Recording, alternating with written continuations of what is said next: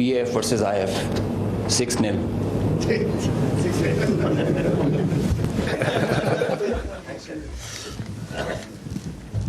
وتعز من تشاء وتذل من تشاء بيدك الخير وهو على كل شيء قدير. On behalf of Pakistan Air Force, Chief of the Air Staff, Pakistan Air Force, I stand here with you all with deep-rooted humility and gratitude. I am so thankful for Allah helped us in achieving whatever we desired, even whatever we deserved, more than what we deserved.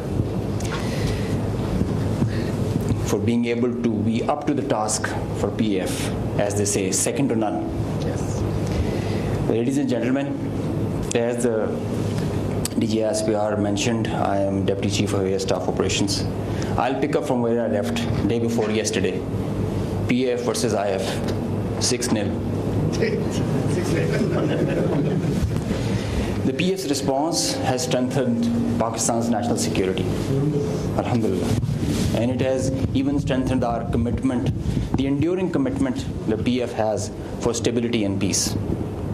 But I have no doubt, and I can say with assurances, that the real genius and the mastermind, the cerebrum behind the design and the aim and the structure, the game plan of PF was the Chief of the Air Staff, Air Chief Marshal Zahir Ahmed Babad Sidhu.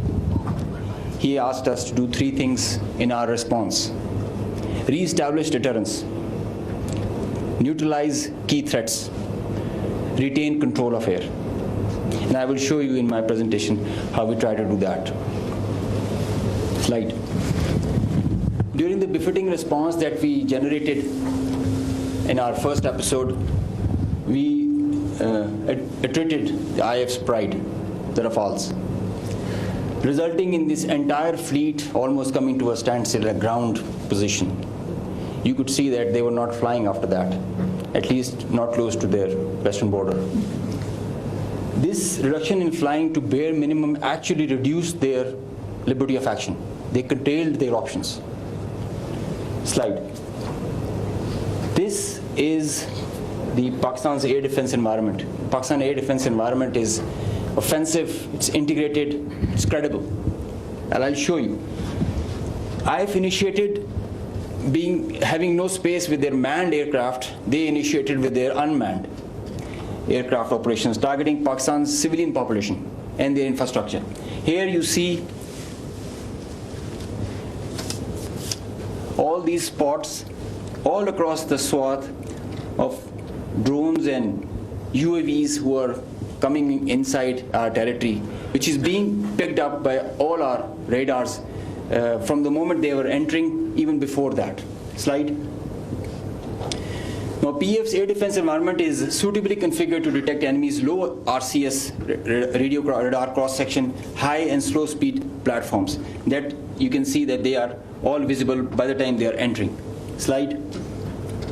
So the anti-drone systems of Pakistan Air Force and Pakistan Army also, and Navy, they rendered the enemy US drones attacks ineffective by spoofing, jamming, and making their systems, rendering them unserviceable. Slide. All drones with low cross-section also were detected, rendered useless through utilization of the indigenous GPS jamming systems that we have, the data and the SATCOM link denial that we created through our indigenous systems that we have made ourselves. So whenever those systems were attacked with the soft kill, they had their error induced into the GPSs and they were going haywire. And whenever they were coming closer to any civil population or a civil area of high value, a direct or a hot kill was achieved on them. Slide. So here you can see they were neutralized mid-air with the hard kill whenever they were coming close to any population or any area. Being in a sparsely populated area, they were left all around and they were applied with the soft kill. Slide.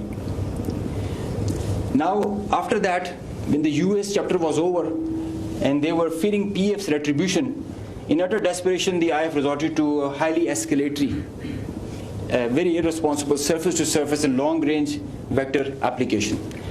You can see this is Suratgarh and this is our base Rafiki. This is our eastern border, and you can see the BrahMos, high-speed BrahMos, traveling almost at 3,000 kilometers per hour, who are going over there and coming, numerous, one after another. And now they were being attacked with PF's soft kill. We were inducing the errors into them, into the GPSs, which increased their CEP. The probability of missing their target increases. And hard kill was also achieved. Here you see one of the US has gone, if by the end of the slide you see one of the US has overshot the target and gone ahead. And this is the radar picture. You can see that they are going, this BrahMos will miss the target and will go ahead and fall in some no man's land. And they are being, one after another, they are coming back, crossing the borders. They are being picked, they are being picked as soon as they are being launched.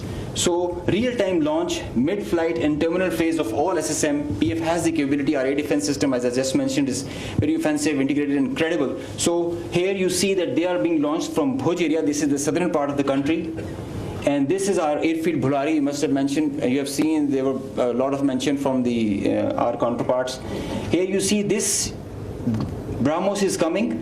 It's almost reaching the target, and you'll see when we will apply the soft kill, look what happened to it. It moved left and then disappeared towards the ground. I mean, this is the radar evidence that we have, that there so many of their vectors missed the targets.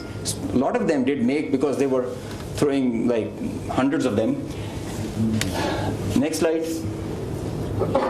There's one more very interesting thing that I would like you to all see. This is where it is launched from our eastern side towards Jaisalmer. This is our airfield Shahbaz, Jacobabad. Now this BrahMos is crossing on top of Shahbaz, and it is going towards our western border, almost to our neighboring country, towards that. And you can see this is going there. It's going ballistic. Now they are not even threatening their neighbor, they are threatening the regional stability of the whole continent and the larger area. So effective sensor to shooter grid that was made by PAF, and the potent hardened soft kill capability that led to the missed target opportunities for lots of their surface to surface and long range vectors. Slide. Now this is another thing that I want you to all to see. This is a launch of a high-speed projectile that has been launched from their area surrounding Adampur. Now these are the vectors where our radars are picking them, and it is disappearing short of Amritsar area within their own territory. I mean, this is the most absurd kind of a targeting psychology or practice that you would see, that you are not only targeting neighboring countries to your enemy, if they consider it, and your own people as well, jeopardizing their safety. I mean, this is the high-speed project impacting within own territory, and we have other pictures for that also. This is the repeat occurrence that happened the other night also.